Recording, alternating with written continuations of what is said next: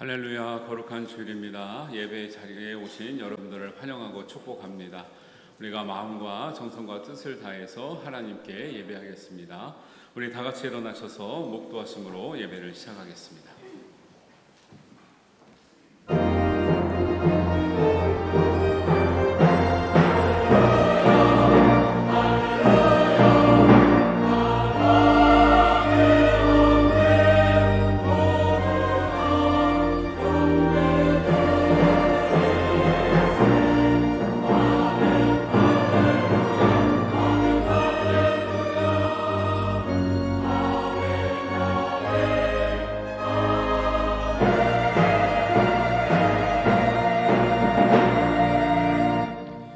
나의 영혼이 잠잠히 하나님만 바라며 나의 구원이 그에게서 나오는도다. 오직 그만이 나의 반석이시요 나의 구원이시요 나의 요새이시니 내가 크게 흔들리지 아니하리로다. 아멘. 하나님, 우리의 구원과 소망과 반석 되어 주시니 감사합니다. 세상에서 우리가 상처 입고 흔들리며 요동할지라도 하나님, 굳건한 반석이신 하나님의 교회에 우리가 말씀 앞에 설 때에 모든 세상의 근심과 걱정이 사라지게 하시고 상처가 치유되게 하시고 온전하게 하여 주옵소서. 뜻과 정성을 다하여 찬양하고 기도하고 우리 말씀에 순종하기를 결단하는 우리 성도들에게 하늘 문을 여시며 하나님의 한량없는 은혜를 나리워 주시옵소서. 하나님께서 모든 것 함께 하실 줄 믿사오며 예수님의 이름으로 기도하옵나이다. 아멘. 우리 찬송가 26장 함께 하시겠습니다.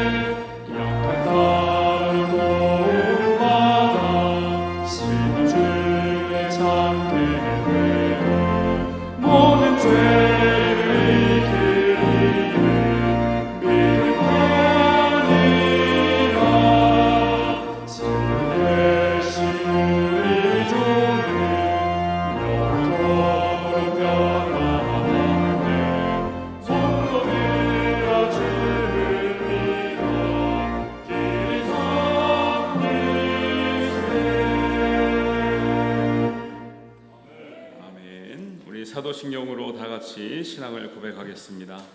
나는 전능하신 아버지 하나님 천지의 창조주를 믿습니다. 나는 그의 유일하신 아들 우리 주 예수 그리스도를 믿습니다.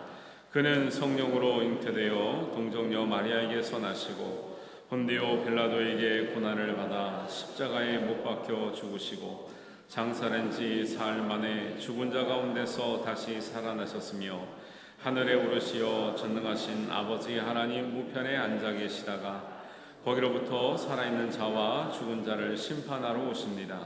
나는 성령을 믿으며 거룩한 공교회와 성도의 교제와 죄를 용서받는 것과 몸의 부활과 영생을 믿습니다. 아멘. 우리 자리에 앉으셔서 성시교독문 함께 하겠습니다. 성시교독문은 32번 시편 71편의 말씀입니다.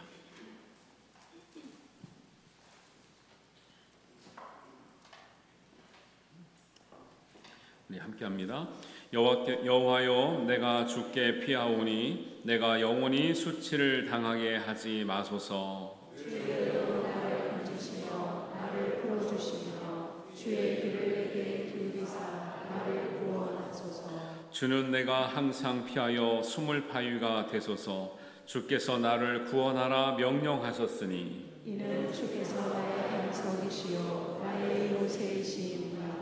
나의 하나님이여 나를 악인의 손 곧 불의한 자와 흉악한 자의 장중에서 피하게 하소서. 주를 여호와여 주는 나의 소망이시요 내가 어릴 때부터 신뢰한 이시라. 내가 모태에서부터 주를 의지하였으며 나의 어머니의 배에서부터 주께서 나를 택하셨사오니 나는 항상 주를 찬송하리이다. 아멘. 우리 찬송가 202장 함께합니다.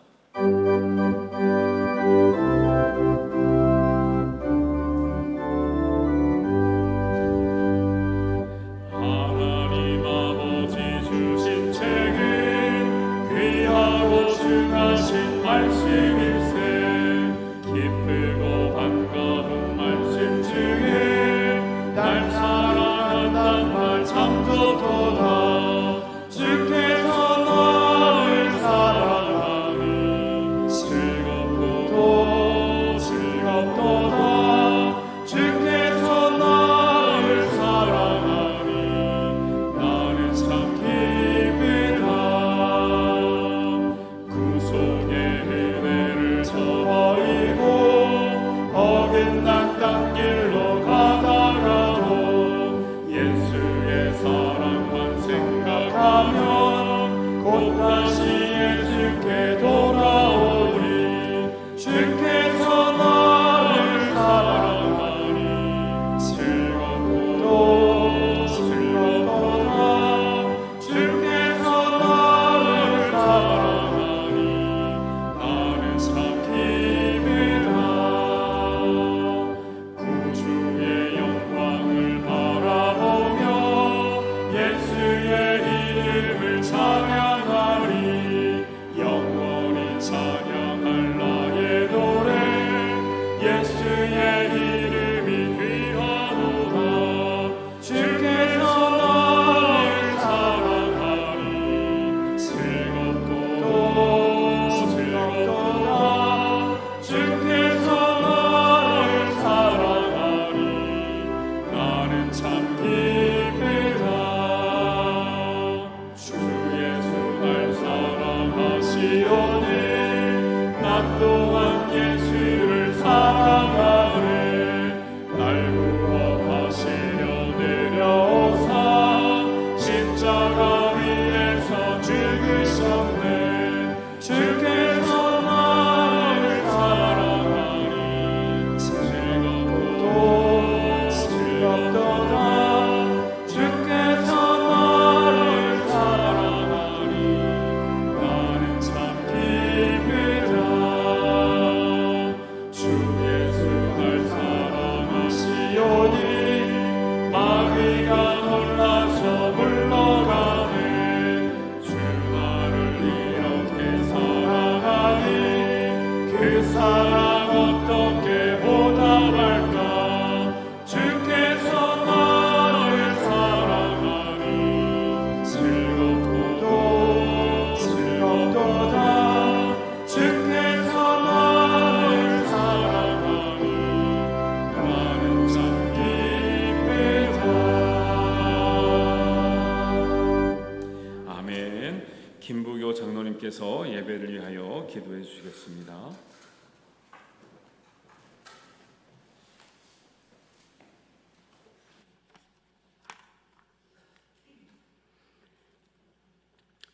우리들의 삶의 이유가 되시는 하나님 아버지, 주님의 크신 이름을 찬양합니다.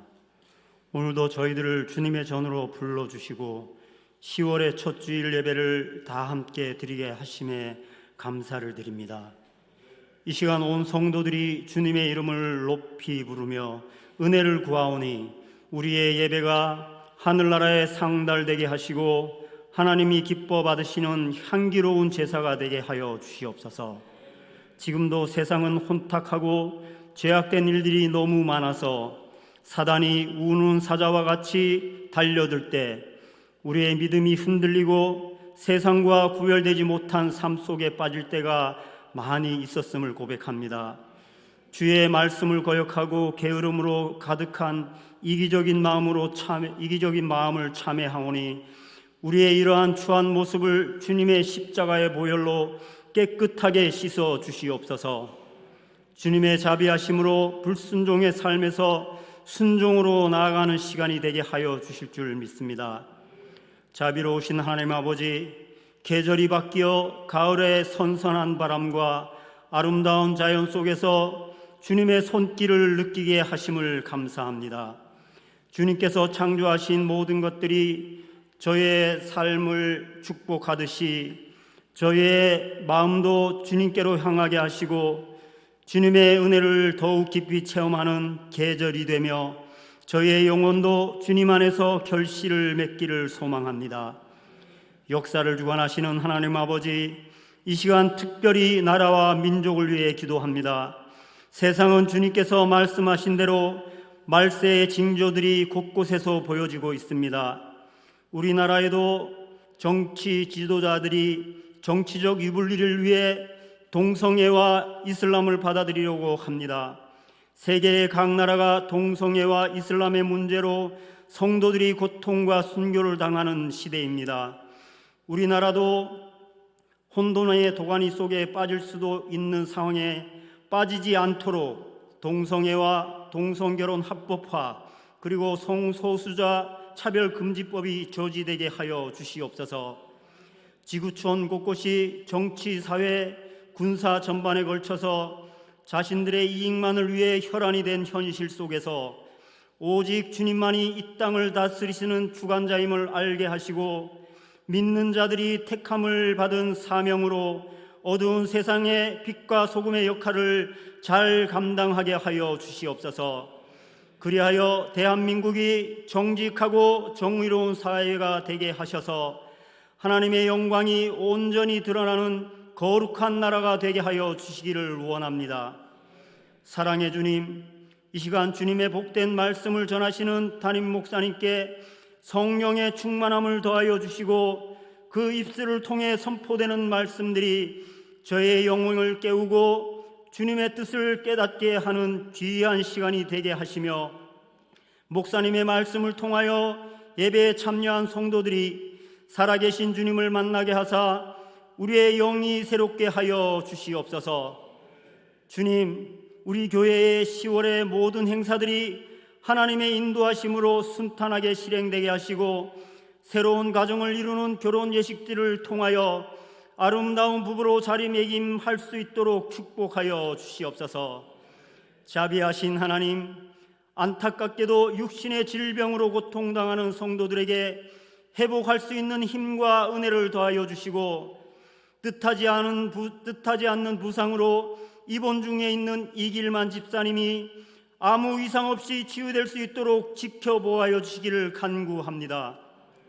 또한 여러 가지 어려운 문제들로 인하여 고통받고 낙심 중에 있는 성도들을 위로하여 주시고 모든 문제들이 잘 풀어지게 인도하여 주시옵소서. 오늘도 열과 성을 다하여 찬양을 준비한 찬양대의 찬양을 기쁘시게 받으시고 아침부터 각자의 자리에서 섬기는 손길들을 축복하시고 그들의 섬김을 통하여 모두가 기쁨을 누리는 예배가 되게 하여 주시기를 소망하며 이 모든 말씀을 우리 주 예수 그리스도의 이름으로 간절히 기도하옵나이다. 아멘. 하늘에 계신 우리 아버지, 아버지의 이름을 거룩하게 하시며 아버지의 나라가 오게 하시며 아버지의 뜻이 하늘에서와 같이 땅에서도 이루어지게 하소서. 오늘 우리에게 일용할 양식을 주시고 우리가 우리에게 잘못한 사람을 용서하여 준 것 같이 우리의 죄를 용서하여 주시고 우리를 시험에 빠지지 않게 하시고 악에서 구하소서. 나라와 권능과 영광이 영원히 아버지의 것입니다. 아멘.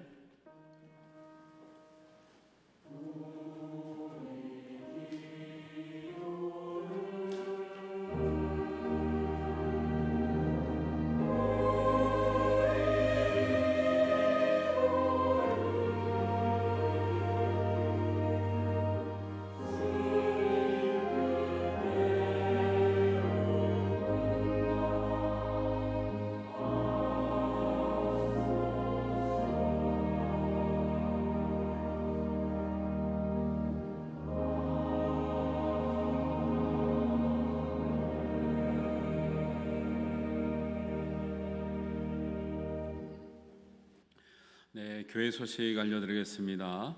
20일 오후 예배는 2단 세미나로 드립니다. 우리 교단의 2단 대책위원으로 계시는 우리 온천중앙교회 정민조 목사님 모시고 우리 마음을 새롭게 하는 시간을 갖겠습니다. 기간별 간담회가 주보에 나온 것처럼 일정대로 진행을 하려고 하는데요. 모든 기간을 다 할 수는 없지만 꼭 필요한 기간들은 요청하시고 시간과 장소 또 혹시 더 적합한 시간과 장소가 있으시면 또 기관 사무실로 신청해 주시면 조정하도록 하겠습니다. 기관 구역별 가을 소풍이 10월 1일부터 31일까지 진행되는데 차량이 필요하신 분들은 그런 기관들은 요청하시면 교회에서 지원하도록 하겠습니다. 교회 사무행정 실무자 그 교육이 20일 주일 오후전 2부 예배 후에 2층 소예배실에서 있습니다. 그래서 사무장이 생기셨고 또 우리 전체적인 원활한 사무 행정을 위해서 우리가 좀 공론화되는 그런 시간이 필요한 것 같습니다. 그래서 각 위원장님, 부장님, 실무자들 모이시면 잘 안내해서 또 합리적이고 효율적인 행정 운영할 수 있도록 하겠습니다. 오늘 이따가 새가족 수료식이 있습니다. 우리 김진숙 성도님 우리 수료하셨습니다. 오늘 식당 봉사구역은 토월 가음정 1구역입니다. 우리 교우 소식으로는 우리 노동은 우리 청년이 10월 19일 날 결혼을 하는데 노근식 안수 집사님, 김명희 권사님의 자녀됩니다. 오늘 예배 신부님하고 오셨는데 잠깐 일어나서 환영하겠습니다. 난 저렇게 잘생긴 청년 처음 봤어요. 우리 박수로 환영했습니다. 네, 감사합니다. 네? 그렇게 해야 돼 우리 교회는? 이렇게 또 거하게 해요. 그 나오세요 그러면 우리는 또 그렇게 격하게 환영한다고 하니까. 그래요? 알겠습니다. 네, 이제 10월 11월에 우리 교회 청년들이 결혼하는 팀 올라오세요. 많은데 참 귀한 이렇게 그 청년들입니다. 그리고 다 신부 신랑들이 너무 아름답고요. 신앙도 참 좋은 우리 다 그런 네 가정 있는데 우리 다시 한번 인사하겠습니다. 네, 환영해 주시기 바랍니다. 제가 기도하겠습니다. 하나님 아버지, 노근식 집사님, 김명희 원사님의 자녀 우리 노동훈 청년이 이제 하나님의 가장 좋은 때를 맞아 가장 아름다운 신부를 맞아 결혼하게 되었습니다. 잘 준비하게 하시고 우리 결혼 후에는 더 행복하고 하나님 정말 하나님의 사랑과 은혜가 넘치는 아름다운 가정 되게 하여 주옵소서. 우리 두 젊은이가 앞으로 계획하는 일에 주님 믿음의 길이 넓혀지게 하시고 믿음의 지경이 넓어지게 하시며 하나님을 위해서 아름다운 열매로 영광 올려드리게 하시고 세상에서 열심히 일하고 수고하는 모든 일에 하나님 인정받으며 쓰임받으며 칭송이 있는 아름다운 부부가 되게 하여 주시옵소서.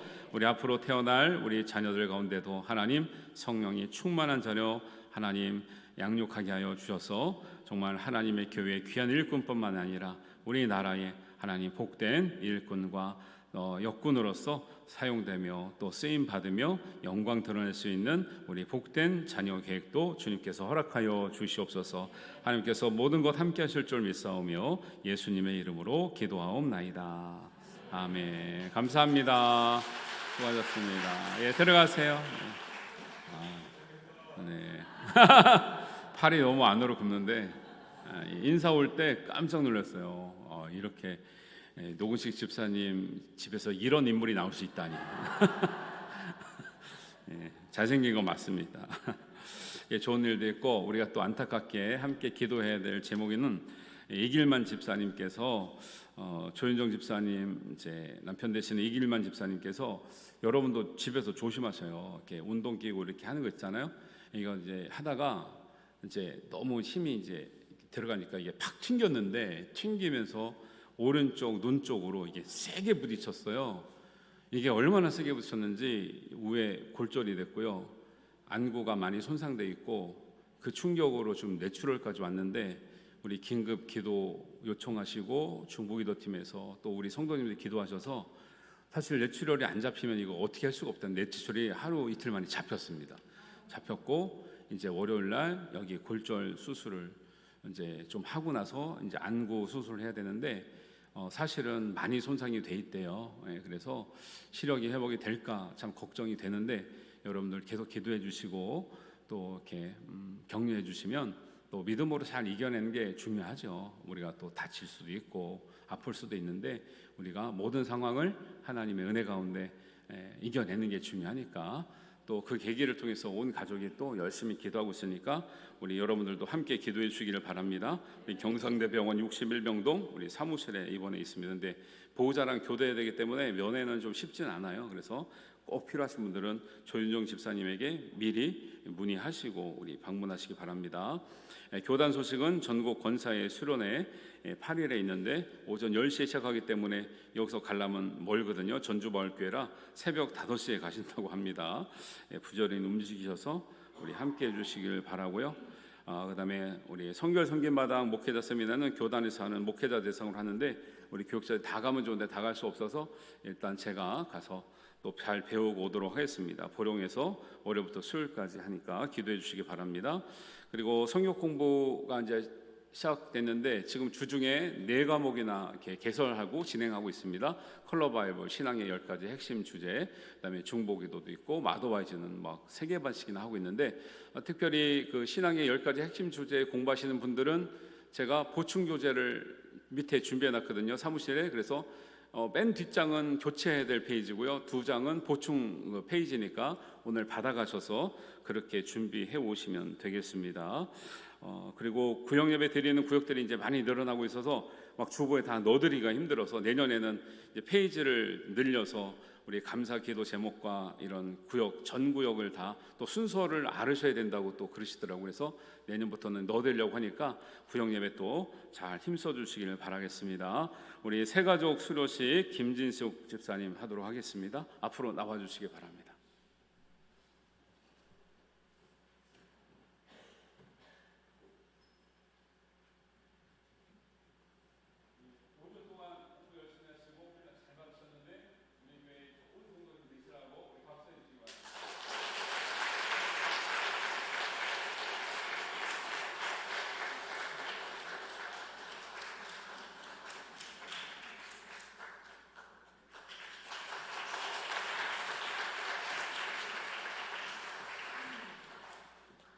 네, 감사합니다. 이렇게 요즘에는 이제 교회 오셔서 이제 성경 공부하고 훈련 받으라 그러면 이제 바쁘신 일이 많은데 그래도 열심히 잘 받으셔서 좋은 정착과 또 수료가 되었습니다. 감사드리고요. 오늘 또 귀한 우리 새가족분들이 많이 오셨는데 이한나 우리 성도님, 문준 성도님은 부부십니다. 그리고 자녀들도 다 학생부에 등록을 했다고 하는데 잠깐 일어나 주시기 바랍니다. 이한나 성도님, 문준 성도님이시고 가족이십니다. 환영합니다. 그리고 우리 박영관 성도님, 박영관 성도님 어디 계세요? 여기 앞에 계신데 환영해 주시기 바랍니다. 감사합니다. 자리 앉으시고 나중에 또 영접하도록 하겠습니다. 그 박영관 집사님은 저희 교회 사실 출석한 지가 오래되셨는데 지금 권사님의 권유에서 드디어 이렇게 하고 됐는데 우리가 막 부담스러울까봐 사실은 이렇게 막 강요하는 교회는 아닌데 이렇게 오래 다니셔서 마음이 있으시면 또 정착하셔서 등록하시고 다니는 편이 훨씬 유익이 됩니다. 그런 거 아시고 우리 좋은 교회 되려면 이렇게 새로 오신 분들 어떻게 돼야 되겠어요? 가족처럼 먼저 찾아가셔서 인사해 주시고 환영해 주시고 하면 감사하겠습니다. 감사하고요. 우리 가까이 계신 분들과 우리 성도님 함께 인사하도록 하겠습니다. 반갑습니다. 잘 오셨습니다. 환영합니다. 축복합니다. 사랑합니다. 감사합니다. 오늘 우리에게 주시는 하나님 말씀 함께 보겠습니다. 출애굽기 20장 12절에서 17절 말씀입니다.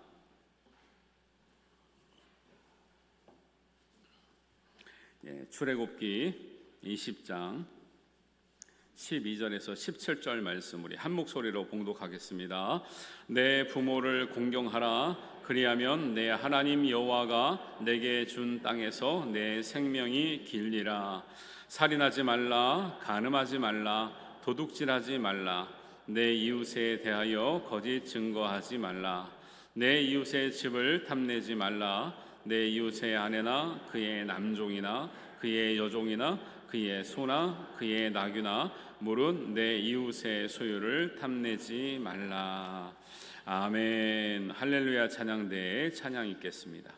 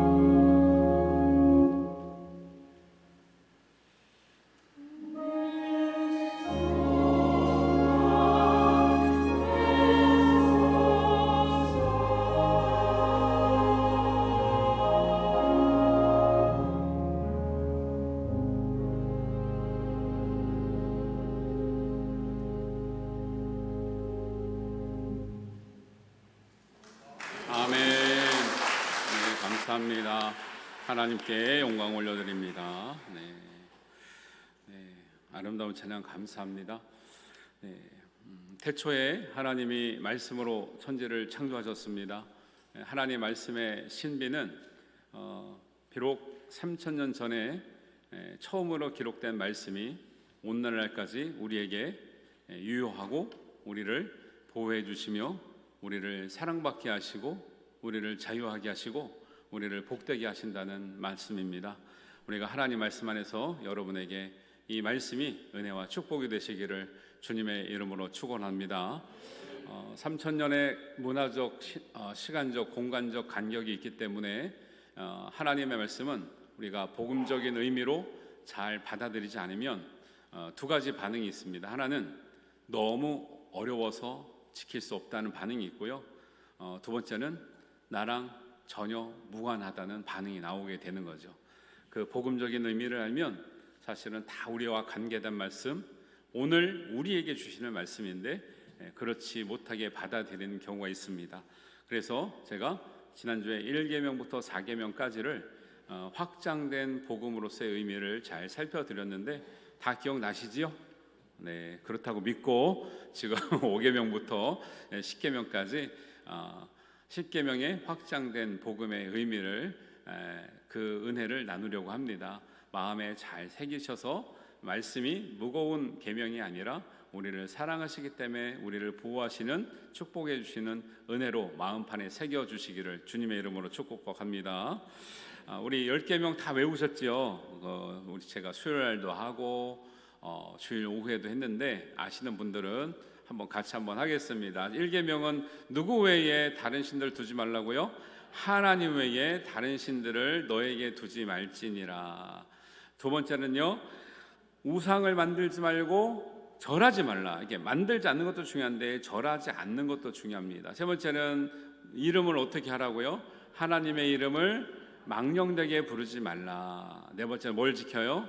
안식일을 기억하여 거룩하게 지키라. 제가 기억하는 의미에 대해서 강조를 많이 했거든요.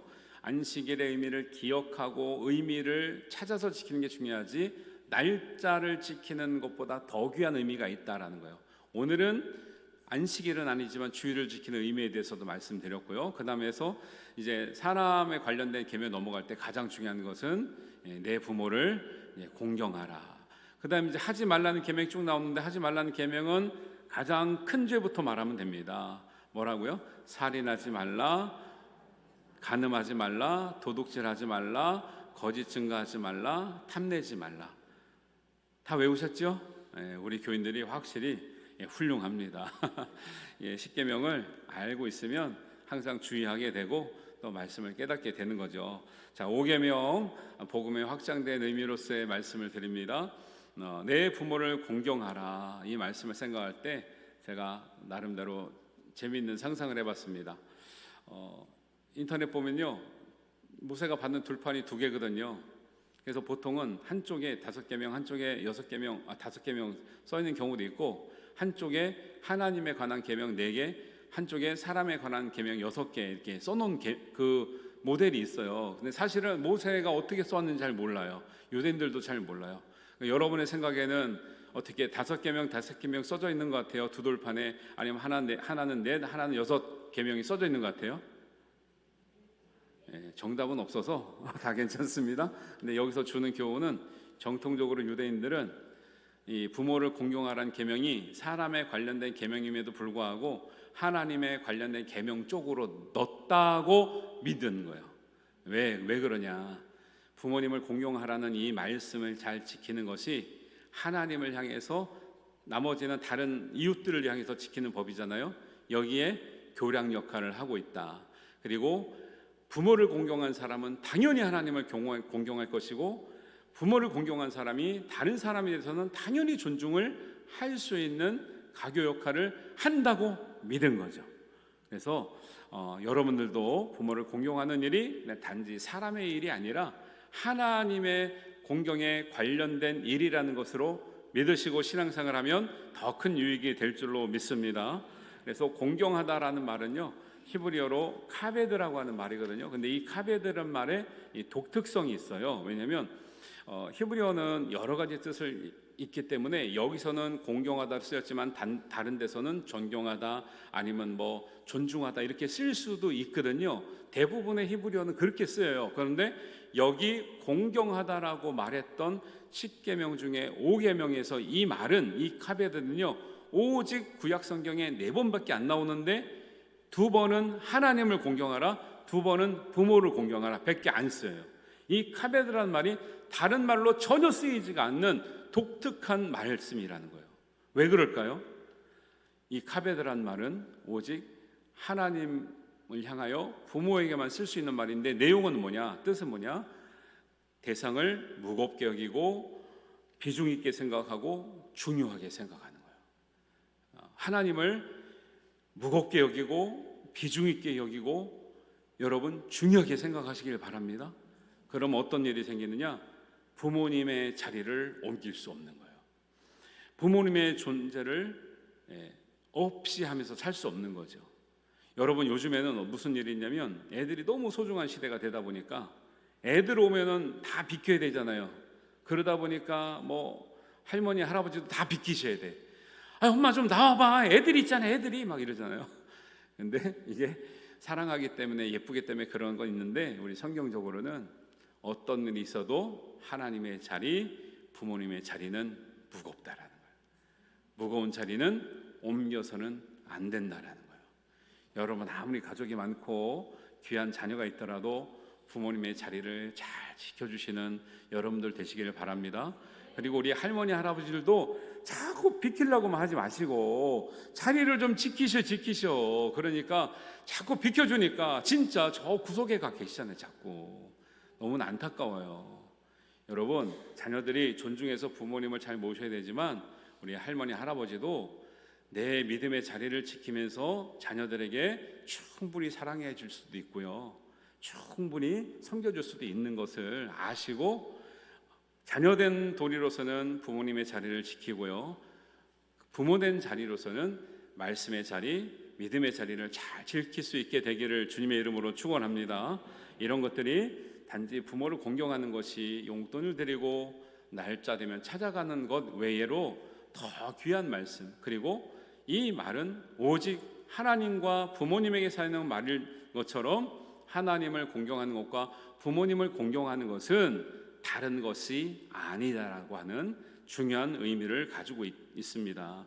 그래서 부모를 공경하지 않는 것은 그냥 단지 불효가 아니고요, 하나님 말씀에 불순종한다는 엄중한 마음을 가지고 있어야 정말 부모님을 공경해드리고 하나님을 공경해드리는 것이 다른 말씀에는 따라오는 축복의 말씀이 없는데요, 12절의 말씀은 따라오는 축복의 말씀이 있잖아요.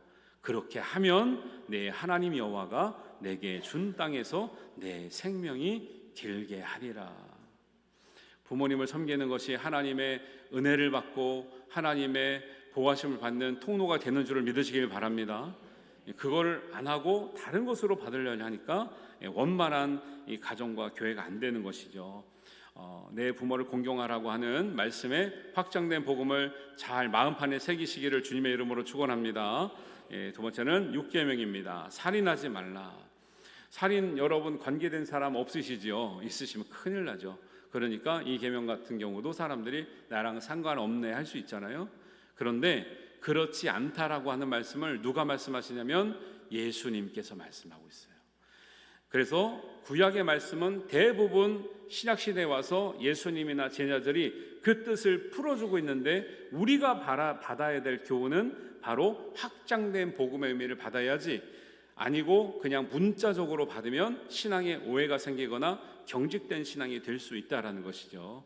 이런 말씀을 주시고 있는데 예수님은 산상수훈을 통해서 6계명의 확장된 복음의 의미를 말씀하고 있습니다. 마태복음 5장 21절 이하에 보면 이렇게 나옵니다.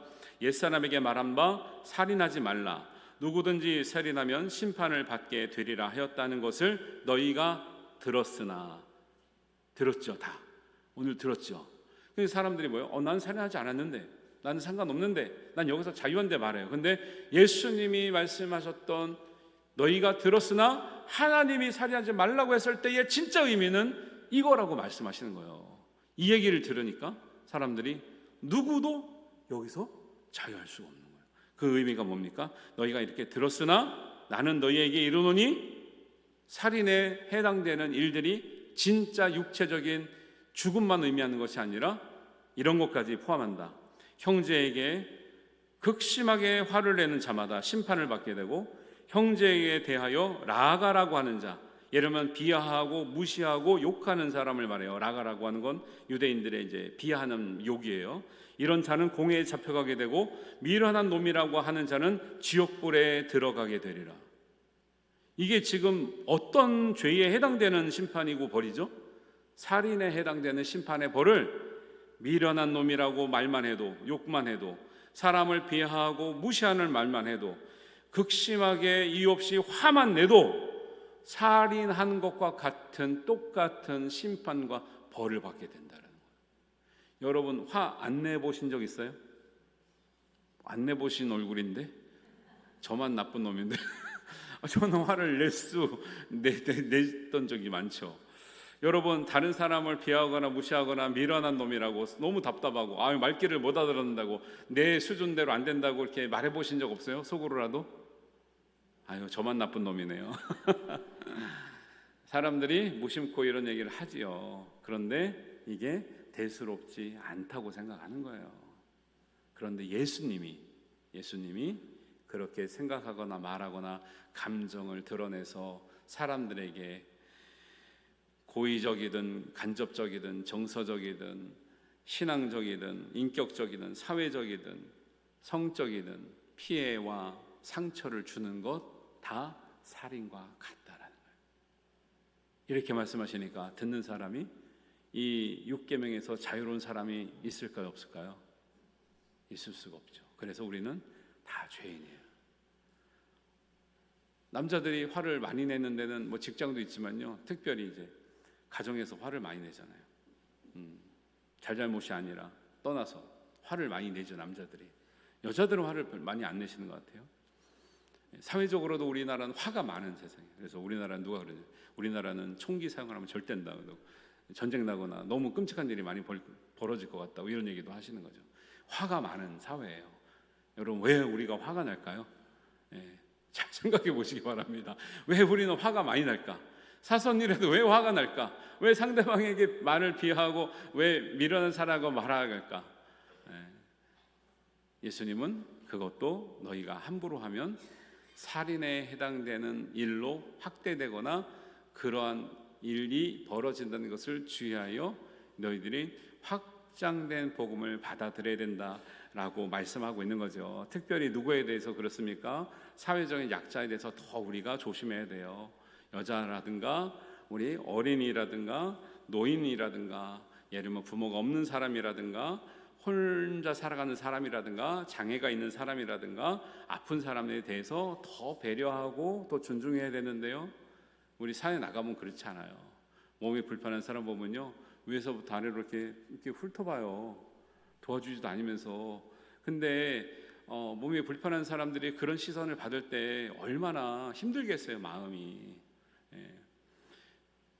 제가 정말 당부하는 것은 혹시 우리 교회에 그런 분들이 오실 때 여러분을 정말 예수님을 바라보듯이 하나님의 형상을 바라보듯이 따뜻한 눈으로 바라보고 무엇이 도울 수 있는지를 여러분 먼저 찾아가시고 정말 안내를 잘 할 수 있는 성도님들 되시길 바랍니다. 우리도 우리나라가 어려울 때 옛날에 그런 얘기 들었잖아요. 얼마나 우리가 해외에 나가서 달러를 벌기 위해서 열심히 일하는 사람들이 얼마나 차별을 받고 어려웠는지를 우리 다 아는데, 우리가 이제 그 시절을 지나 좀 잘 살게 됐을 때 우리 주변에 연약한 사람들, 부족한 사람들에게 똑같이 대하고 있는 우리의 현실이라는 거죠. 여러분, 살인하지 말라는 단지 육신의 죽음을 말하는 것이 아니라 우리의 감정적, 정서적, 영적인 피해와 상처 주는 것에 대해서 너희들이 각별히 조심해야 된다는 것을 말씀하고 있는 확장된 복음으로 받아들일 수 있게 되기를 바랍니다. 이런 것들을 우리가 알아야 나한테 해당되는 말씀이죠. 안 그러면 해당 사항이 없는데 뭐 지킬 게 있겠습니까? 제 7계명입니다. 우리 간음하지 말라는 단지 육체의 쾌락을 한 사람의 잘못에 끝나지 않고요, 이 간음의 문제를 해결하지 못하면 나뿐만 아니라 나와 하나님의 관계가 깨지고요, 나와 우리의 가족의 관계가 깨지고요, 더 나아가서 나와 다른 사람, 다른 이웃의 가정의 문제도 어려움을 당하고 상처를 입고 깨지는 일들이 많이 일어납니다. 그래서 이 간음하지 말라는 것은 우리 가정을 지키기 위한 사랑법이에요. 그리고 다른 사람의 가정을 지키기 위한 보호법이고 인권법인 거예요. 이래서 우리가 이런 것들이 우리가 신중하게 생각해야 되는 거죠. 그래서 단지 육체 문제가 아니라 사회적인 문제, 영적인 신뢰의 문제가 다 포함되기 때문에 이 문제를 우리가 진지하게 생각해야 된다는 거예요. 사람들은 사랑할 때 어떻게 사랑하나요? 아가페로 사랑하지 않죠. 처음에는 에로스나 로맨스로 사랑해요. 근데 여러분 살아보시면 알겠지만 에로스나 로맨스의 사랑이 영원하던가요? 잘생긴 아들을 두신 노근식 집사님, 그 사랑이 영원하던가요? 신혼 때 다 해주겠다고 약속하셨잖아요. 지금 다 하고 계시죠? 집에다 물어봐야 되는데 사람은 어떤 약속을 해도 지킬 수가 없죠. 특히 사랑에 대한 약속이 그래요. 로맨스, 에로스를 추구할 때는 뜨거웠지요. 영원하나요? 영원하지 않아요. 그런데 그것이 중요하다고 믿고 사는 사람들은 항상 실수와 연약함과 상처를 주고받는 데서 헤어나오지 못하는 거예요. 하나님은 우리를 통해서 믿음은 에로스와 로맨스를 가지고 살아가는 것이 아니라 아가페를 가지고 살아가는 것이다라는 것을 말씀하고 있는 거예요. 우리가 로맨스와 에로스에 묶일 때는 가늠하고 엄청난 밀접한 연관이 돼 있어요. 그러나 하나님의 영원한 사랑, 온전한 사랑, 모든 것을 용납하고 모든 것을 믿어주고 모든 것을 바라고 깨끗한 길을 가는 사랑은, 그 사랑은 하나님께로부터 나오고 영원하다, 이런 말씀을 하고 있는 줄 믿습니다. 이런 사랑으로 하나 되시기를 주님의 이름으로 축원합니다. 하나님은요, 저는 성경을 보면 이런 생각을 하는 거죠. 이제 성경에는 일부 다처제인 시대도 있었잖아요. 그러니까 어떤 분들이 일부 다처제도 있으면 좋지 않냐 이렇게 얘기하는 사람이 있대요. 그래서 그 친구분이 이렇게 안내를 했대요. 야, 너 일부 다처제면 그렇게 좋을 것 같아? 난 아닌 것 같은데 생각을 해봐라. 너 지금 결혼한 집에 아내도 네가 사랑해서 선택하고 만난 거 아니냐? 그럼 그렇지. 근데 잘 생각해봐라. 너 집에 있는 아내 같은 여자가 10명 있다고 생각해봐. 좋겠냐? 했더니 아니다, 난 일부 일처제로 만족해야 될 것 같다라고 얘기를 했다는 거예요. 사람들이요, 이제 자꾸 낭만만 생각, 낭만만, 자기의 책임을 생각하지 않고요. 하나님은 우리에게 이런 능력을 주셨다고 생각해요. 두 하나님을 섬길 능력은 주시지 않았다고 생각합니다.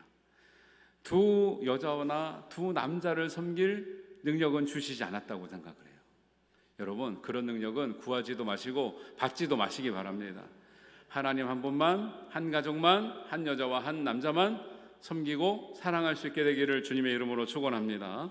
이것이 우리 가정을 지키고 다른 사람의 가정을 지키는 아름다운 공동체로서 역할을 하는 거죠. 제8계명입니다. 도둑질하지 말라, 이렇게 말씀이 나와요. 도둑질 대부분 안 하시겠죠. 그런데 우리나라 속담은 마치 도둑질을 하는 것도 어쩔 수 없다는 것 같은 느낌이 드는 속담이 있어요. 사람이 사흘을 굶으면 뭐 한대요? 도둑질 할 수밖에 없다는 그런 속담이 있던데요. 사흘을 굶으면 도둑질 안 할 놈이 있냐, 사흘을 굶으면 담장을 안 넘어갈 사람이 있냐 말을 하지만, 그러면 사흘을 굶으면 담장 넘어가도 됩니까? 근데 왜 그런 식으로 말을 하는 거죠? 마치 배가 고프면 도둑질 해도 어쩔 수 없다는 것처럼, 정당한 것처럼 얘기하는데, 그래서 제가 이 말씀 보면서 제가 기도했습니다. 우리 창원 제일교회 성도님들은 사흘은 안 굶게 하여 주시옵소서. 사흘 굶으면 다 담을 넘을 수 있으니까 이틀만 굶어 주시옵소서. 근데 사실 배고픈 것이, 배고파 보면 이성을 잃지요. 정말 가난해 보면 무슨 일이든 할 것 같은 마음이 들기도 해요. 그런 아픔을 얘기하는 거죠. 그래서 잠언을 기록한 사람들 중에 솔로몬도 있고 여러 사람이 있지만, 아굴이라고 하는 사람은 이런 걸 알았던 것 같아요. 배부를 때의 유혹과 배고플 때의 고통을 알았던 것 같아요. 그래서 그분이 기도하기를 이렇게 잠언 30장 8절에서 이렇게 기도합니다. 나를 가난하게도 마옵시고 부하게도 마옵시고 오직 필요한 양식으로 나를 먹이시옵소서. 혹 내가 배불러서 하나님을 모른다, 여호와가 누구냐 할까 하오며, 혹 내가 가난하여 도둑질하고 내 하나님의 이름을 욕되게 할까 두려워함이니이다. 너무 정직하고 소박하고 진실한 기도 아닙니까? 여러분, 우리도 이런 기도 할 수 있게 되기를 바랍니다. 정말 얼마나 어려우면 나쁜 일을 생각하겠습니까? 그렇게 돼서도 안 되고요. 또 우리가 풍요로울 때는 또 그 풍요에 감사하지 못하고 우리가 미혹당하는 이런 하나님을 모른다고 하는 이런 이제 유혹에 빠질 수 있는 것이죠. 하나님을 잘 알고 또 우리가 정직한 길로 갈 수 있도록 은혜를 구하시는 여러분들 되시기를 바랍니다. 그래서 도둑질하지 말라는 확장된 복음의 은혜를 받아들이려면 우리가 도둑질하지 말라는 것에 대한 인식의 전환이 있어야 돼요. 뭐냐면 몇 가지 말씀드릴게요. 하나는 나도 모르게 도둑질의 관계가 될 수 있다라는 생각을 좀 하셔야 돼요. 나는 진짜 훔치지 않았으니까 아무런 상관이 없다 이렇게 하지만 사실은 요즘 시대에 보면 저도 학교 다닐 때 그것 때문에 많이 좀 마음에 불편함이 있고 나중에는 정말 회개하고 봐도 잡았던 데 있는데 이제 공부할 때 보면 외국 원서를 봐야 될 때도 있는데 외국 원서가 너무 비싼 거예요. 그러니까 이걸 돈 주고 사기에는 신학생들 돈이 없고 하니까 어떻게 합니까? 친구 책을 복사하거나 도서관에 있는 책을 복사해요. 근데 처음에는 대부분 그렇게 많이 썼습니다. 우리 초창기 시절에는. 근데 나중에 교수님들이나 어디 보니까 그렇게 무단 복제를 하는 것이 불법이라는 얘기를 듣게 된 거죠. 그런데 보니까 책꽂이에 그런 책이 이만큼 있는데 이거 어떻게 하나, 이거 반납할 수도 없고. 그래서 많이 회개도 하고 그다음부터는 좀 비용이 비싸도 다른 걸 아껴가면서 이제 원본을 사서 읽고 했는데 복사할 때 내가 도둑질한다는 생각 안 하는 거예요. 못 하는 거죠. 모르니까. 그런데 사회에서 보면 요즘에는 도둑질 같지 않은 도둑질이 뭐냐? 남의 지적 재산권을 가져오는 거죠. 평생에 연구하고 개발하고 했던 것들 마치 내가 땀 흘리고 내가 노력한 것처럼 너무 편하게 갖다 쓰는 거죠. 특허권도 특허가 있는 것도 내 것처럼 갖다 쓰고 지적 재산권도 갖다 쓰고 하면서 그거는 죄가 아닌 것처럼 여기거든요. 그런데 지금은 옛날에는 그런 상황이 아니었지만 사실은 나도 모르게 내야 될 것을 내지 않는 것, 그냥 모른 척 넘어가는 것, 이런 것들 모든 것이 여기에 해당되는 생각을 해야 우리가 지켜지는 것이지, 안 그러면 나도 모르게 짓는 도둑질이 사실은 상당히 많다라는 것이 우리가 인식을 해야 된다는 것이죠. 두 번째는 다른 사람과 비교해서 내가 하는 건 별것 아니라고 생각하는 거예요. 야, 저 큰 도둑이 문제지 작은 건 문제 아니다. 그렇습니까? 성경은 그렇게 말하고 있습니까? 야, 큰 죄만 죄고 작은 죄는 죄가 아니라고 말합니까? 그렇지 않죠. 바늘 도둑은 괜찮고 소도둑은 안 괜찮습니까? 그래서 우리나라 속담에 뭐라 그래요? 바늘 도둑이 소도둑 된다잖아요. 근데 우리는 뭐예요? 아니, 바늘은 괜찮아, 소도둑이 문제지, 이렇게 생각하지 말아야 된다라는 거예요. 그렇게 생각하다가 큰일 납니다. 그리고 또 하나는 세상이 온통 도둑들로 가득 차 있다라는 거예요. 그래서 나도 어쩔 수 없이 한다는 거예요. 세상이 다 도둑놈이라는데 그렇습니까? 안 그렇던데. 세상에 많은 사람들이, 대부분 사람들이 정직하고 바르게 살아가려 노력하고 있고요, 일부 사람이 그렇게 안 좋게 살아가는 거죠. 그런데 매스컴에서 나오는 상황들이 다들 안 좋은 것만 나오니까 온통 세상이 도둑놈이 가득 차 있는 것처럼 느껴져요. 그렇다고 해서 나까지 거기에 가담을 하면 되겠습니까? 안 되겠습니까?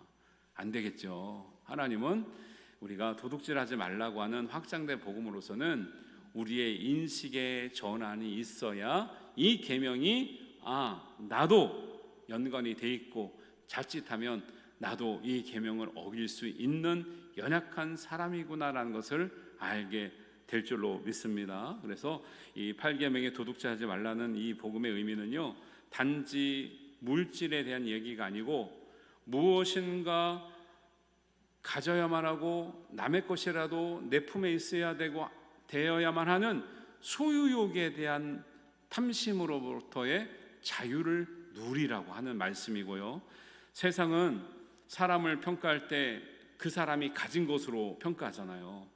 보이는 것으로. 그러나 하나님은 우리를 평가하실 때 소유함으로 평가하시는 게 아니라 우리의 존재됨으로 평가하세요.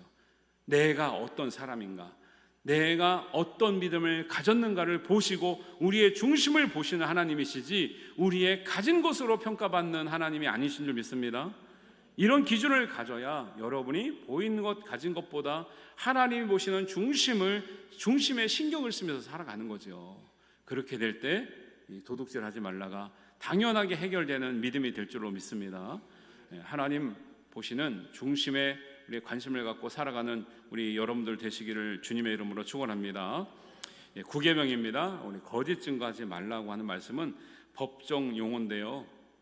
법정에서 거짓 증거하면 무고한 사람이 얼마나 큰 피해를 당하겠습니까? 생명으로, 재산으로, 명예로.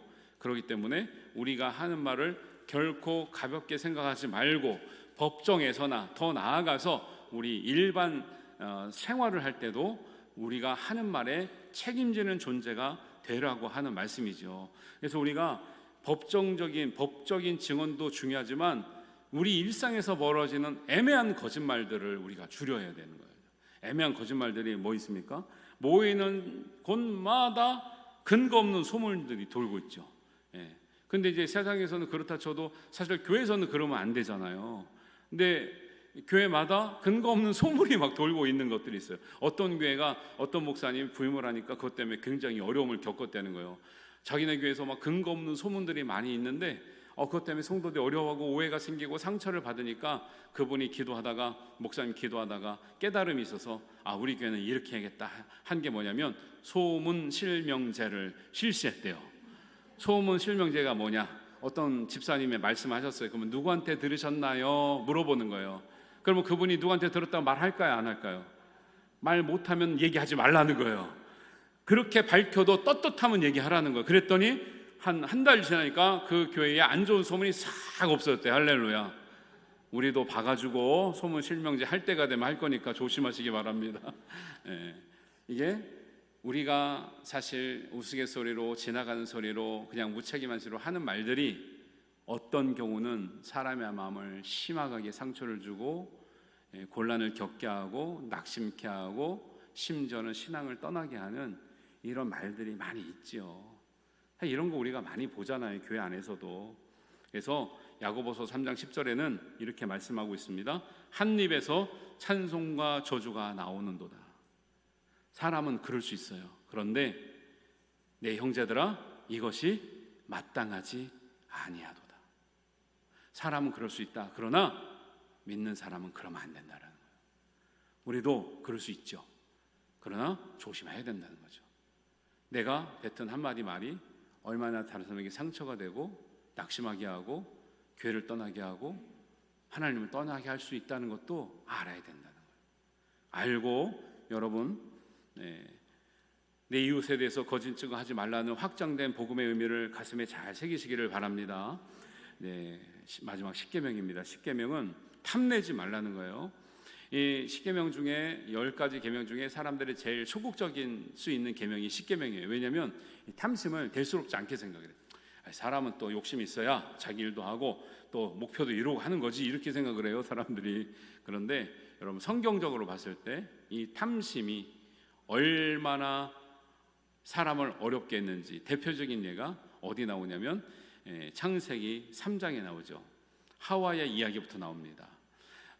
여기서 10계명 중에 10계명에서 내 이웃의 집을 탐내지 말라고 했던 그 단어가 똑같이 쓰이는 데가 창세기 3장 6절이에요.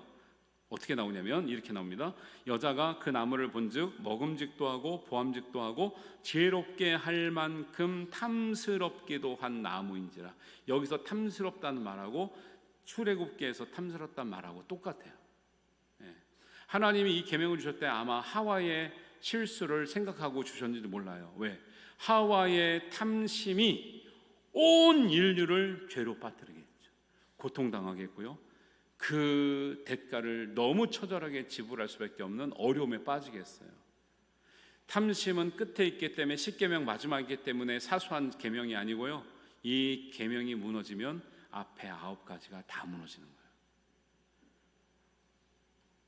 이 계명을 지키고 나면 앞에 9가지가 지키는데 큰 문제가 안 돼요. 사실은 가볍게 보이는데 가장 큰 파급력을 가지는 이 문제가 탐심이라는 거죠. 하와에게 보세요. 하와가 하나님께 얼마나 사랑받았습니까? 아담과 하와가 에덴 동산의 모든 것을 누리게 했거든요. 단 한 가지 먹지 말라 그랬어요. 에덴 동산 중앙에 있는 선악과 하나만 안 먹으면 너에게 모든 것이 허락되어 있다. 이거 먹으면 너희가 결단코 정령 죽으리라. 죽음의 공포를 늘 가지고 살았어요. 모든 걸 누르면서 내가 죽으면 안 되는구나, 저걸 먹으면 죽는구나라는 공포를 가지고 살았는데 하나님과 하와 사이에 사탄이 들어와서 그 생각을 바꿔놓음으로 말미암아 그렇게 먹으면 안 되는 무서운 선악과를 탐스럽게 보기 시작한 거죠. 탐스럽게 보긴 순간 하나님의 두려워하시는 말씀, 정령 죽으라는 이 공포가 순식간에 사라지고 그 먹으면 죽을 수밖에 없는 선악과를 향해서 손이 쭉 뻗어지고 입으로 쭉 가져오고 먹고 옆에 있는 아담에게도 먹어봐 됐다라는 거예요. 탐심은 결코 마음에서 끝나지 않아요.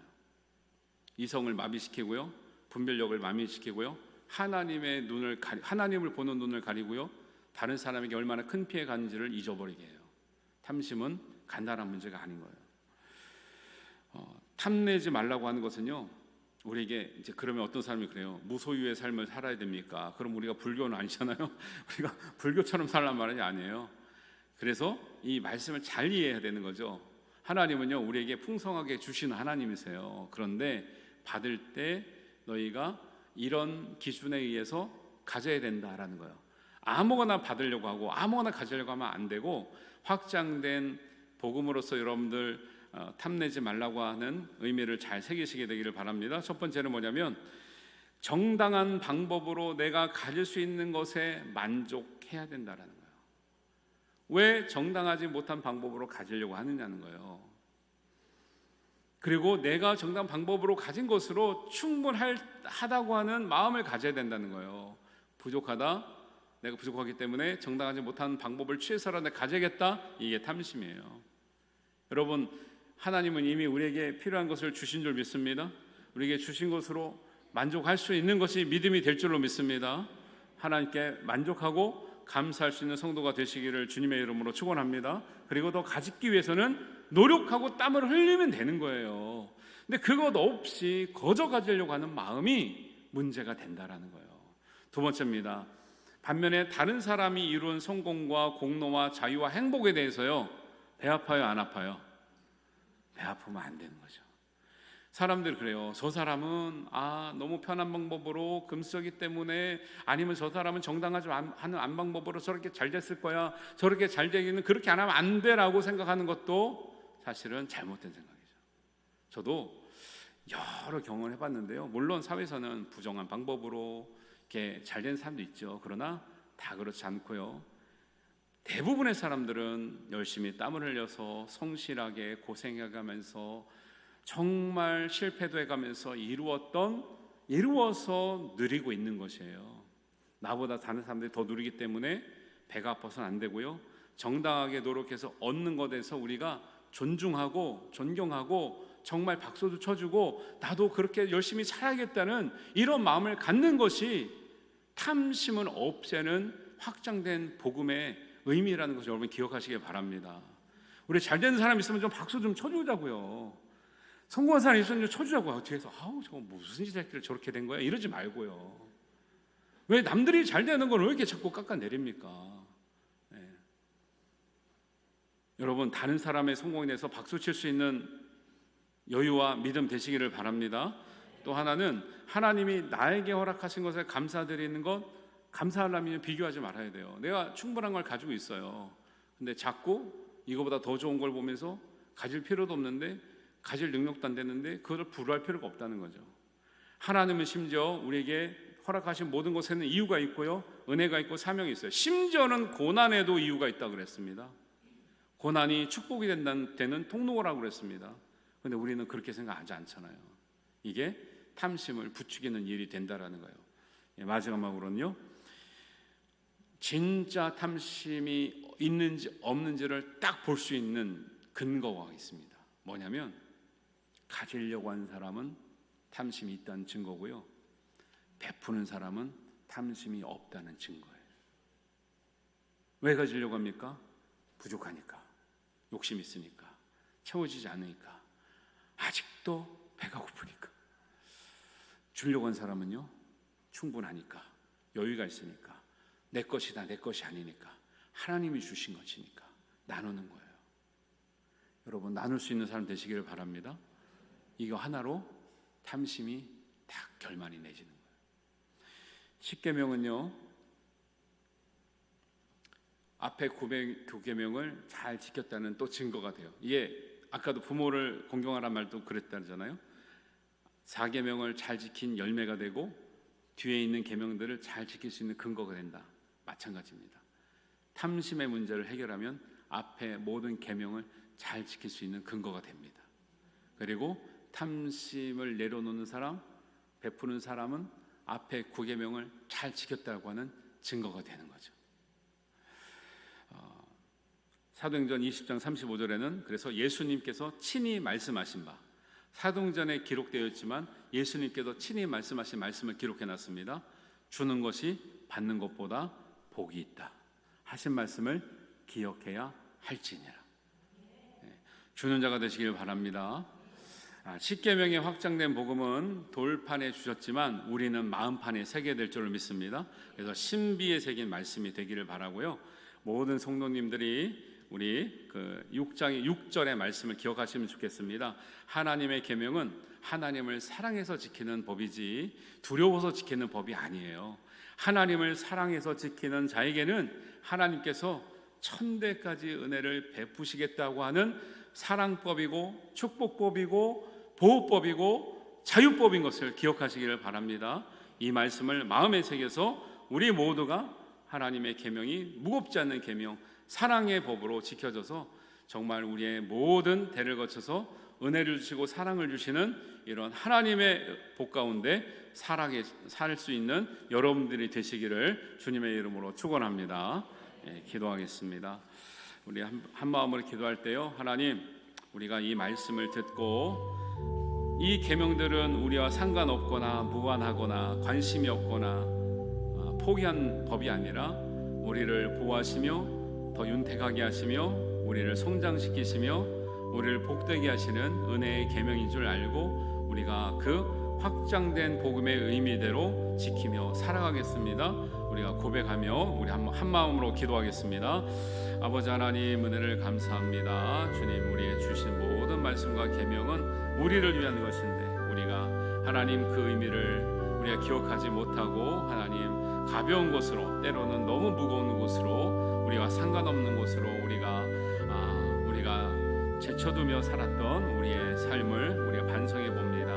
하나님, 이 모든 말씀이 정말 우리를 살리는 복음이며 우리를 샘솟게 하는 복음이요, 우리의 믿음을 견고하게 하는 복음이요, 우리의 가정을 지키며 우리 교회를 지키며 우리의 사회를 지키며 이 나라를 하나님 주님의 제사장 나라가 되게 하시는 하나님 온전한 말씀인 줄 믿습니다. 하나님, 이 말씀대로 따라 살아 하나님을 사랑하게 하시고 하나님을 사랑하기 때문에 계명을 지킨 자에게 천대까지 은혜를 베푸시는 그 복을 누리며 항상 나누며 섬기는 자가 되게 하여 주옵소서.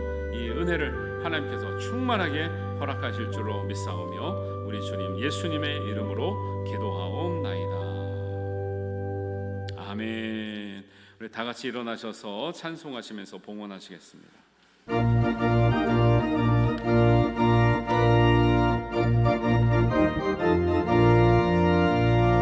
주의 약속하신 말씀 위에서 영원토록 주를 찬송하리라. 소리 높여 주께 영광 돌리며 약속 믿고 굳게 서리라. 굳게 서리, 영원하신 말씀 위에 굳게 서리, 굳게 서리, 그 말씀 위에 굳게 서리라. 주님 약속하신 말씀 위에서 세상 염려 내게 엄심할 때에 용감하게 힘써 싸워 이기며 약속 믿고 굳게 서리라. 굳게 서리, 영원하신 말씀 위에 굳게 서리, 굳게 서리,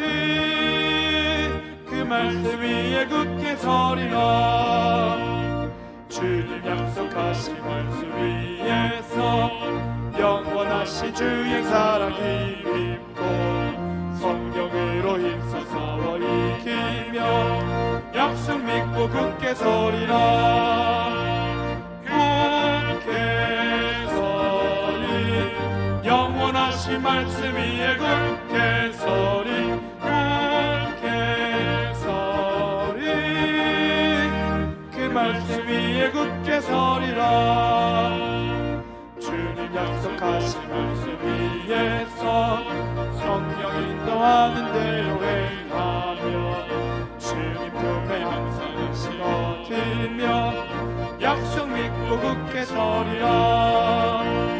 굳게 서리 영원하신 말씀 위에 굳게 서리 굳게 서리 그 말씀 위에 굳게 서리라. 하나님 아버지 은혜를 감사합니다. 하나님의 약속하신 말씀 위에 굳게 서 있기에 하나님의 말씀의 자리에 나왔습니다. 주의를 구별하여 하나님께 영광을 올려드립니다. 하나님 우리 주신 것에 감사하며 만족하며 하나님 그 은혜를 하나님 앞에 우리가 고백하기 위해서 우리의 11조 예물로 감사의 물로 생일 감사헌금으로 주일헌금으로 일천번제헌금으로 구제헌금으로 선교헌금으로 전도헌금으로 특별 목적 헌금과 특별 선교헌금으로 구역헌금으로 하나님께 올려드립니다. 하나님 주신 모든 것에 감사하며 여기에는 우리의 신앙 고백과 기도의 제목과 우리의 죄의 값에 대한 우리의 헌신이 있사오니 연락하여 주시고 우리를 용서하시며 우리를 복되게 하시고 우리를 열매 맺게 하시는 하나님의 은혜를 누리게 하여 주시옵소서. 우리의 성도들 가운데 연약해서 아버지 하나님의 병상 가운데 있거나 또 하나님 우리의 갈 길 몰라 방황하고 있거나 중요한 결정을 아버지 앞에 놓고 있거나 아버지 하나님 귀한 사업 가운데 일터 가운데 어려운 일을 당하거나 하나님 행할 길을 알게 하시며 피할 길을 열어 주시옵소서. 하나님 가장 좋은 길로 복된 길로 인도하여 주셔서 모든 것이 하나님의 은혜 가운데 있다는 것을 느끼며 체험하며 고백하며 하나님께 영광 올려드리며 살 수 있는 우리의 모든 창원제일교회 식구들 되게 하여 주시옵소서. 하나님 드린 예물이 쓰이는 곳곳마다 하나님의 구원의 역사와 사랑의 역사가 풍성하게 드러나게 하여 주시옵고 하나님의 교회를 세워가는데 든든한 밑거름이 되며 하나님 주님의 믿음의 기초가 되게 하여 주시옵소서. 감사드리며 예수님의 이름으로 기도하옵나이다. 아멘.